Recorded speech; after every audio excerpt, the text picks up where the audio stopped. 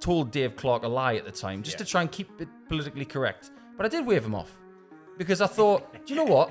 I'm going to make this about me. This is not about you. This is about me. I waved like that away from him, and he hated me right there and then. And I thought, you can hate me all you want, but I'm the one going through at the quarters. If anyone wants to Google you, go on your Wikipedia page. There's quite a detailed section about your feud with Phil Taylor. That's obviously started sort of 2010 era. Just tell us a bit about that. You famously sat down on one of his walk-ons, if I'm not mistaken. Yep. These sort of antics. Was it a real animosity between you and Phil, or was it just something that to try and get an edge over him? I think for a small period of 2011, there was some genuine animosity between us. It wasn't on my part, because I was the one that was beating him. It was 2 television events that I'd played him in. I'd beaten him in both by the odd leg. But he didn't like the fact that I'd beaten him on those 2 occasions, because they were 2 very costly defeats for him. Because at the time, he was at his height. He was borderline unbeatable. So I think when I look back at it, was I that influenced by hate towards him? No. But did I want to take him out? Absolutely. I saw too many players in Players' Championship events and TV events who just felt scared around him. And I said, what are you scared of? I'm going to go and give it a go. But he tried every trick in the book to try and beat me. Not from on the hockey, because on the hockey he was always straight as an arrow. But beforehand, he would try and make eye contact with you. He would try and, jab you in the ribs like this and just try and tell you a little story beforehand, which would get in here. This is all the stuff that Eric Bristow taught him. So I admire the fact that he was trying to get me mentally, but he couldn't crack me mentally. I think that stuck with him a little bit. One of his big ones, Paul, we bull up blue, don't we? And he would you'd say he won the ball. If I win the ball, I'm going first. Give yourself the best chance. He'd win the ball and he'd stick you in, thinking, I'm going to break you first leg. And that was one of his big ones, wasn't it, Paul? And on that occasion, he threw first and that decided, didn't he? Yeah. I think the controversy came from that wave. And if you were waving goodbye to him, good on you. But you say it wasn't. But no, I think it was a good little period for you too. I was standing by watching it, and it was good. And I think what jumped out at me was we're going to meet one day and I'm going to put him to bed. I'm sorry. People still ask me about that comment.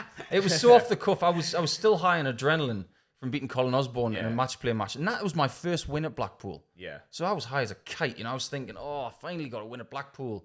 Place I didn't enjoy playing at. And then I'm thrust in with Dave Clark, asked about this from, the previous month? Mm-hmm. Do you not want to ask me about what's going on with Colin?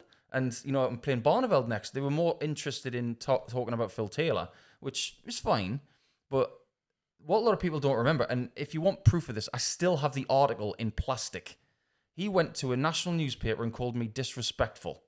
And I thought, for the scrapbook. That. Yeah, I've still got the paper. I didn't get a right of reply in that paper, which annoyed the living hell out of me. Yeah. But I can be honest about it now. In that moment, when I had 8 with 3 dots, I knew I was hitting it. Yeah. Because in that corner of the board, that was my territory in 2011. I was owning it. I knew I was going to hit it, and I did think, what am I going to do to make this a moment? And that's what sports people do. Yeah. The Ronaldos, the Tiger Woods, they have moments, don't they? That was my moment. I thought, I'm going to win this, and people are going to remember this. So as soon as I waved, I'm going to take the lie away now. I told Dave Clark a lie at the time, just to try and keep it politically correct. But I did wave him off. Because I thought, do you know what? I'm going to make this about me. This is not about you. This is about me. I waved like that, away from him. And then I high-fived someone in the crowd. And I've actually found out recently that was Ryan Palmer. Oh, right. Okay. Our mate from Bristol. Right. And I walked over. And if you look at what happened next, I looked him in the eye and I shook his hand. And he hated me right there and then. And I thought, you can hate me all you want, but I'm the one going through at the quarters. At the time, did you have that sort of feeling of invincibility against players like that? You're saying that, he was giving you the digs in the rib. Was that also a bit of a sign of respect towards you, that you thought potentially, Paul's going to come on here and beat me? I need to get in his head. And did you feel that, I can easily do this?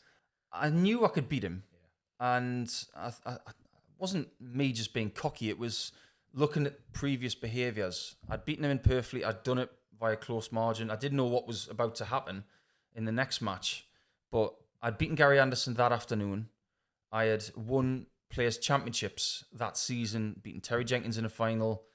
When I won in Crawley in the April, I'd beaten Adrian Lewis in a final. I'd beaten Gary Anderson in the semis. I'd beaten world champions at the time, or about to be world champions. And I thought, well, if I'm not confident now, I'm never going to be confident. So I thought, go with it. And that's exactly what I was doing. But Phil was another level at the time.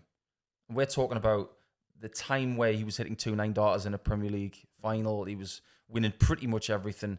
So he was a big mountain to climb. But if I was never going to beat him then, I was never going to beat him anytime. You say another level, Paul. He had that. You were nervous playing him, weren't you? Do you know, like the first couple of legs, you were like, they had to go okay when you play Phil Taylor. For me, I don't know what it was like for you. If you sort of got, say, went 3-0 down, you had your throw broken, it was a long, they had to go well. I mean, I think that would be the contributing factor. I mean, people forget as well, I'm glad you mentioned it, Paul had beaten Gary Anderson in the afternoon as well. So to get rid of them two in the same day in the UK Open is some achievement. And I thought it was brilliant. I loved it. And I'm glad you the wave off. When you used to get that spiel, I wasn't waving him off. Of course you were. Yeah. Of course you were. Yeah. And we knew you were. It was good. It was part of the sport. It was great. I mean, they stopped the game on board 2 at the time because everybody was watching ours. It was disrespectful to Dave Chisnell and John Bowles on board 2. They had to stop their match. But it was a great moment. 2011 summer was all about that match. It was terrific. And we played each other again in the Europeans quarterfinals in Dusseldorf the following month on ITV. I think Sky were devastated that it was on another network. He got on the blocks really well there as well, didn't he? Yeah. Like, I think he got 3-0 in front, 5-3. I think he's going to do him again here. He's got him. That was where I was thinking, he might have Phil here. He might be the man that's going to beat Phil Taylor on a regular basis. And he rallied well there, to be fair. But that kind of buried a hatchet, that game, didn't it? Yeah, it did. I mean, what a lot of people don't remember about that match at the Europeans, it was well-spirited. It was built up to be a grudge match. We didn't play it like that. We had a really good game. And it's unfortunate that a lot of that footage has been lost. But there were 2 finishes in that match that Phil took out. And if he didn't, I got him. I was at a certain... I think I might have been 8-7 up. Or possibly 7-6 up. And I'm sitting on 47, having a great leg. And he takes out 129 on double 6. And you think, oh, that's stung. And then he takes out a big finish. I think it was 138 to win the match. And you think, if he doesn't take those 2, I've got him by that odd leg again. So that was the difference between him beating me and me getting the result against him. They were great games.